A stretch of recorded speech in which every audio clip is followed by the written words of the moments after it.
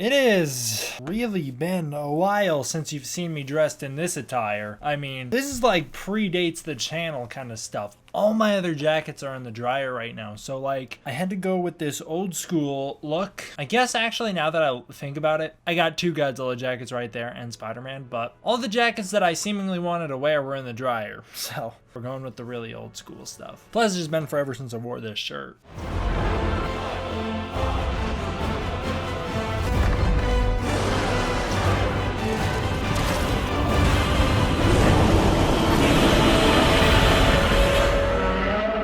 What's up everybody, D-Man back. Welcome to a brand new video, and today we're going to be doing another Godzilla vs. Kong news and updates. This one is coming out of the European Expo that was held over last week, and so we got some news coming out of that. Not anything major. New York Comic Con hit is right now. It's ending right now. There's nothing from Godzilla vs. Kong. We got nothing out of New York Comic Con, but that's okay. In order to make up for it, this European Expo had a couple little reveals that I think are pretty cool. So let's talk about these little reveals, and oh my god, nostalgia hit so hard working on this, and we'll talk about why here in a second. A while back, toy line reports began to surface that people were beginning to pick up the rights for Godzilla vs. Kong figures. Merchandising anyways. They were going to be doing whatever with that licensing. There's a whole bunch of companies. I've got links down below that you can look at that will take you to the list of all the companies that are going to be doing merchandise for Godzilla vs. Kong, but none of it is really all that interesting to me outside of the figure stuff. So that's what we're going to be talking about at the beginning of this video. Chapter time's in the description below. If you don't want to listen to figure stuff, use that to skip ahead. But for the figure stuff, let's talk about it. Like I said, toy line reports begin to surface. The one that has me most excited straight out of the gate is Playmates Toys. If you don't know who Playmates Toys are, and you don't know why I would be excited about it, it's probably because you're maybe a little too young to know why they are so awesome. Back in 2005, growing up as a young child, Playmates Toys was the king of toys, and I'll tell you why. They were the ones who did the King Kong 2005 figure line, and their figures are great. I genuinely think they're awesome figures. They still are cool. You know, I've got Kong right here. I've got a whole bunch of these Playmates Toys King Kong 2005 figures down in my basement. Oh, you can hear how old they are just in the creaking in them. They've got articulation, which is something that you usually don't find on lower end toys. And they all had gimmicks that were cool too. This guy had the gimmick of, okay, well, his arms are supposed to drop. Anyways, he's got a button on his back. These figures are awesome. They're like the best kaiju figures to be put out in like American stores. You know, low-end figures, because Neca is obviously 1,000 times better. I really hope they still have the quality that they had back in the day. All right, enough about me gushing about Playmates Toys. Yes, Playmates Toys will be doing the Godzilla vs. Kong figures. I hope they do both Godzilla and Kong and don't just do Kong. I think they're going to be doing everybody. It sounds like Jakks is a potential contender. If you guys don't remember who Jakks are, Jakks Pacific is the guys that put out like this guy and the Rodan stuff. Now, Jakks isn't confirmed, but they are likely. It sounds like they are a likely contender, as is Neca, who at this point, Neca has confirmed that they do not have the rights for the figures. So anyone excited for Neca Godzilla vs. Kong figures, we're going to have to wait. At the very least, at the moment, they do not have the rights to Godzilla vs. Kong. When they do pick up the rights, it'll be interesting to see what they do with them, assuming they do, and I really do think they will, because Legendary, or whoever this was, Warner Brothers maybe, whoever it was, expressed interest in wanting to work with them again. So sounds like they probably will. I don't know why they wouldn't. Bandai is also a contender. In fact, Bandai is confirmed to be on for Godzilla vs. Kong in some countries. I don't know about US. I don't even know if Bandai US is still a thing. Mezo are confirmed to be a partner at the moment, so we'll see where that goes. Mezo did a pretty great articulated Kong. I still haven't gotten it yet, but it's pretty cool from what I've seen. It's like a mid to high end Kong figure. They are still said to be a partner. Again, they're not confirmed for the rights to Godzilla vs. Kong, but they are partnered with Warner Brothers, I believe, and so they are potential contenders. And that's pretty much all of the figure licensing stuff that we'll get into right away, because now we get into the Expo, the European Expo, and Toho had a big licensing booth there featuring a lot of really interesting stuff. So first of all, they had this weird car. I'm not sure what was the deal with the car, but they had this car there. They had a whole bunch of merchandise, including Godzilla figures, Mecha Godzillas, t-shirts, everything you could want. Featured fan art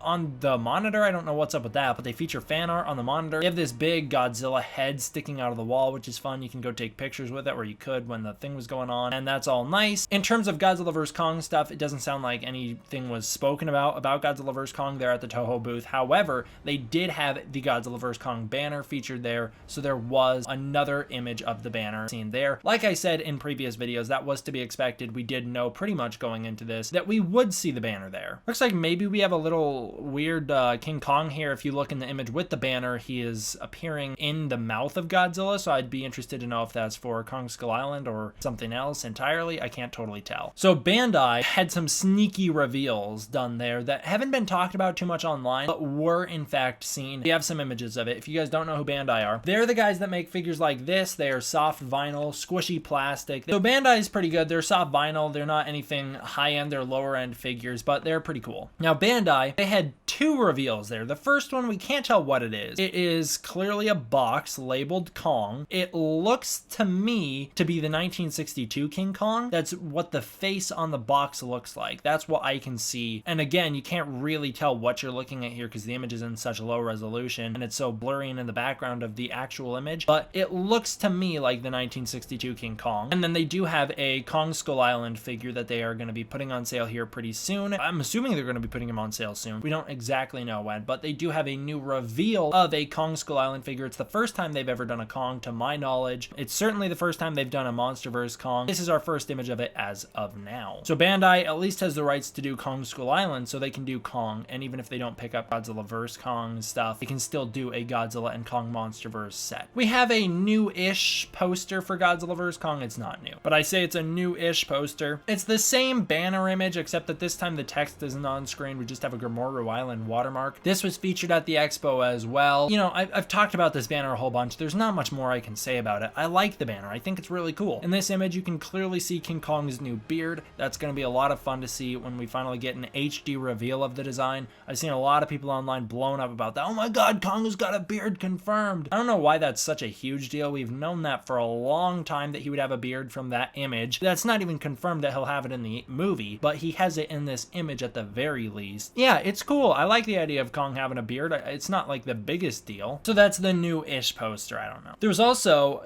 talk of what the MonsterVerse is going to be doing here coming up in the future. They have confirmed and I don't exactly know who they is. It's just partner details from Toho, I think. Either way, it is confirmed now that there will be more graphic novels, films, and other merchandising to do with the MonsterVerse. The thing that I find interesting is that they say from 2020 and beyond. Now that could just be, yeah, you're going to continue to be able to sell Godzilla vs. Kong merchandising, t-shirts and posters and toys. You're going to be able to sell that for years to come. That could be what they're saying, is you're going to hold on to those rights for years to come. However, it also sounds to me like, yeah, we're going to be doing graphic novels and films, and you can keep merchandising for years to come beyond 2020 because we're not slowing down. You know, I like to be a little optimistic on this channel. I like to think that they're at least confirming that at least graphic novels will hopefully continue, maybe. If you're not going to be able to continue the MonsterVerse in film, you might as well do it there. I don't know. I just like the idea that we will see more stuff from the MonsterVerse, whether it be figures or t-shirts or whatever, beyond just Godzilla vs. Kong in 2020. Hopefully, we have a long future in store for us. This has been, once again, something we've talked about on the channel in depth a lot. It's been confirmed by everybody at this point. It's been talked about by legendary producers saying, yeah, if the movies are financially successful, we'll make more. It was then talked about by Toho executives saying, yes, we'd like the MonsterVerse to continue and we'd like to be involved in that process. It was then spoken about by Warner Brothers recently saying, yeah, there's the potential we'll do more after Godzilla vs. Kong.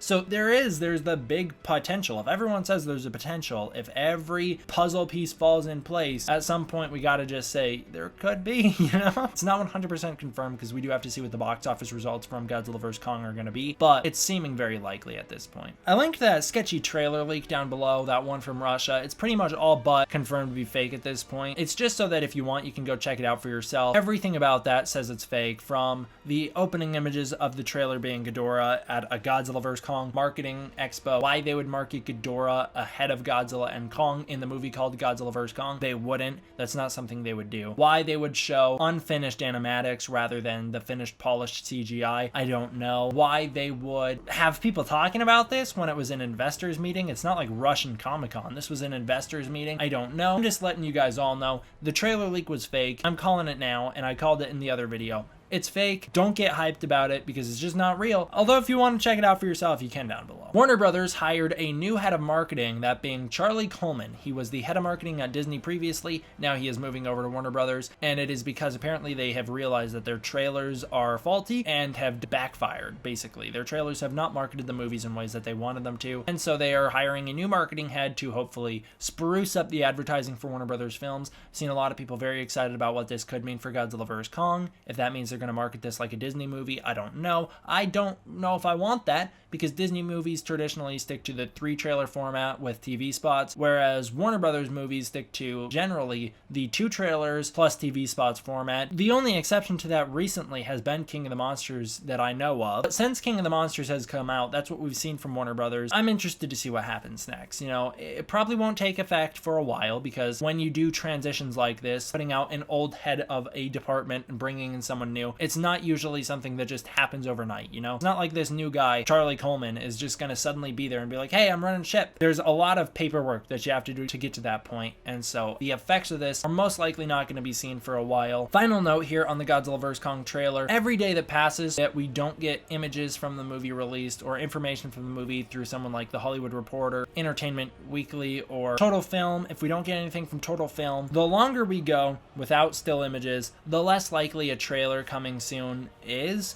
So every day of October that ticks by without some sort of big reveal for the movie, that means that the trailer coming out in October becomes exponentially more unlikely. So I'm just going to say that. I'm still hopeful that the trailer will come at the end of October or early November, but we'll just have to see how it goes. Thank you guys all for watching. Hope you enjoyed. I will see you guys next time for the next one. D-Man out.